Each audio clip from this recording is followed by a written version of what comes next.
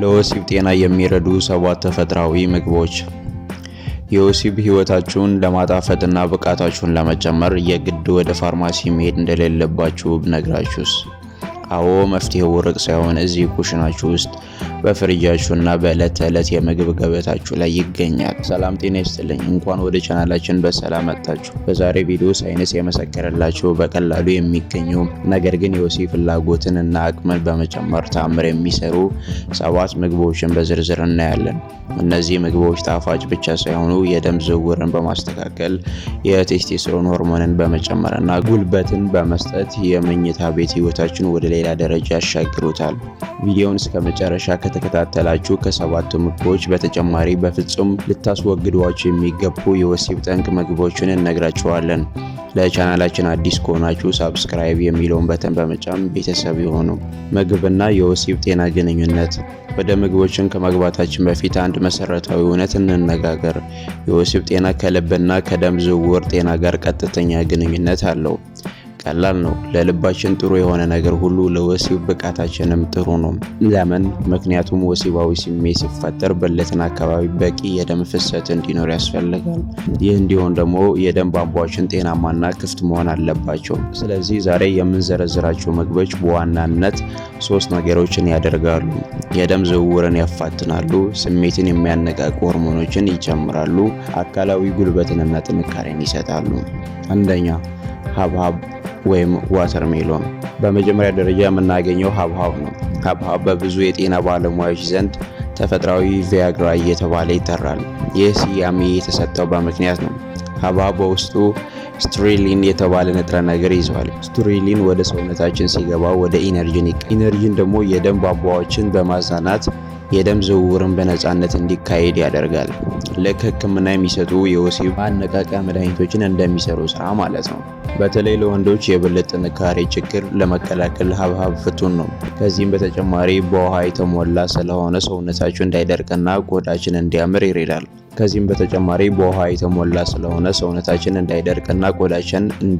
ያደርጋል። እንግዲህ በሞቃታማ ቀን ቀዝቃዛ ሐብሐብ መመገብ ጥማትን ብቻ ሳይሆን ስሜትን ያረጋል። ሁለተኛ፣ ጥቁር ቸኮሌት። ሁለተኛ ምግብ የፍቅር ምልክት የሆነው ቸኮሌት ነው። ነገር ግን ማንኛውም ቸኮሌት ሳይሆን ዳርክ ቸኮሌት ወይም ቢያንስ 70% ኮኮዋ የያዘ ነው።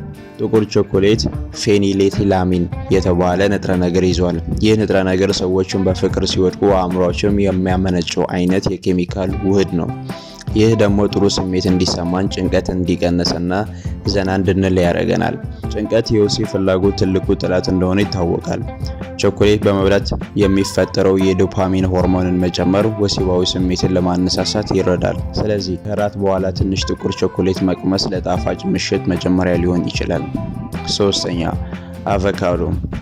ሶስተኛው ምግብ በሀገራችን በብዛት የሚገኘውና ተወዳጁ አቮካዶ ነው። በጥንት ጊዜ አዝቴክ ሰዎች አቮካዶን የወሲብ ፍሬ ብለው ይጠሩት ነበር። አቮካዶ በቫይታሚን ኢ እጅግ የበለጸገ ነው። ቫይታሚን ኢ ለቆዳ ጥራት ብቻ ሳይሆን የወሲብ ቫይታሚን በመባል ይታወቃል። ምክንያቱም የደም ቧንቧዎችን በማስፋት ኦክሲጅን የተሞላ ደም ወደ አስፈላጊ ሰውነት ክፍሎች እንዲደርስ ያደርጋል።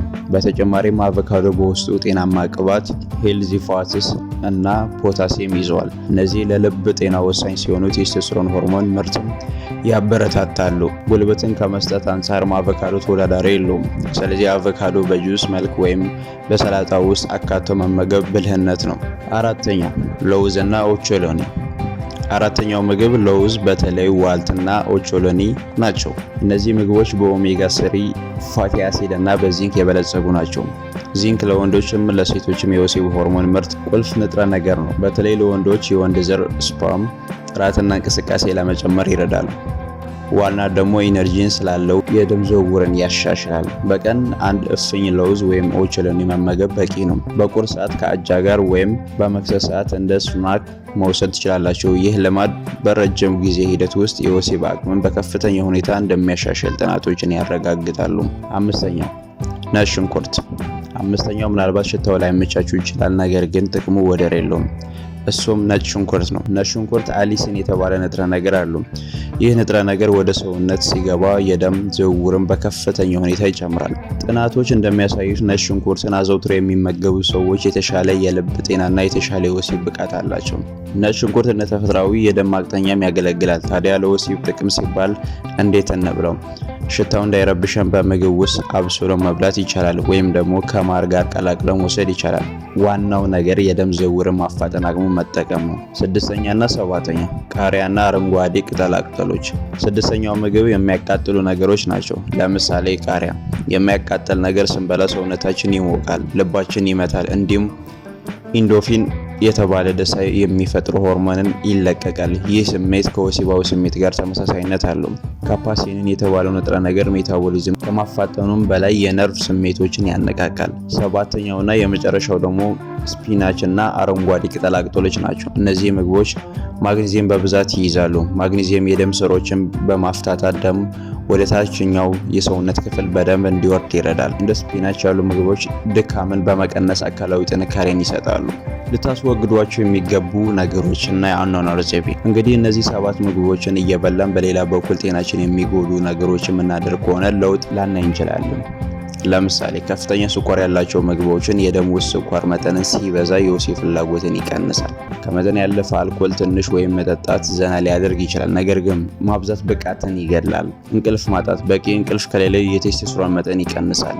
ስለዚህ የተመጣጠነ ምግብ ከመብላትም በተጨማሪ በቀን ቢያንስ ለ30 ደቂቃ እንቅስቃሴ ማድረግና በቂ ውሃ መጠጣት ለውጤቱ ወሳኝ ናቸው። ባጭሩ ጤናማ ወሲብ ማለት ጤናማ አካል ማለት ነው። ዛሬ ያየናቸው እንደ ሐብሐብ፣ አቮካዶ፣ ለውዝ እና ጥቁር ቾኮሌት ያሉ ምግቦችን በዕለት ተዕለት ህይወታችሁ በማካተት ልዩነቱን በራሳችሁ ማየት ትችላላችሁ። ከነዚህ ምግቦች ውስጥ እናንተ የምትወዱት የትኛውን ነው? ወይም ውጤቱ ያያችሁበት ምግብ አለ? እስኪ ኮሜንት ላይ አጋሩን፣ እንማማርበታለን። ይህ ቪዲዮ ጠቃሚ ሆኖ ካገኛችሁት ላይክ ማድረግ እንዳትረሱ። ለጓደኞቻችሁና ለትዳር አጋራችሁም ሼር አድርጉ። በቀጣይ በሌላ ጠቃሚ የጤና መረጃ እስክንገናኝ ጤና ይስጥልኝ።